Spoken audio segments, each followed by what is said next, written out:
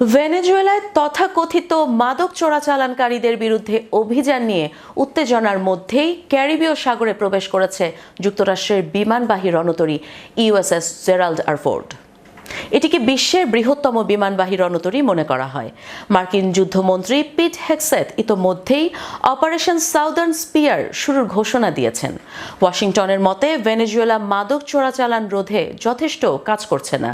4,000-এরও বেশি নাবিক এবং কয়েক ডজন যুদ্ধবিমান বহনকারী এই ক্যারিয়ারটি ওই অঞ্চলে বিদ্যমান মার্কিন বাহিনীর সঙ্গে একীভূত হবে।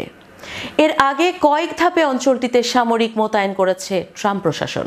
জেরাল্ড আর ফোর্ডের সঙ্গে রয়েছে strike group, carrier air wing 8, Arleigh Burke class guided missile destroyer, USS Bainbridge, USS মাহানের 9টি স্কোয়াড্রন এবং বিমান প্রতিরক্ষা কমান্ড জাহাজ ইউএসএস উইনস্টন এস চার্চিল।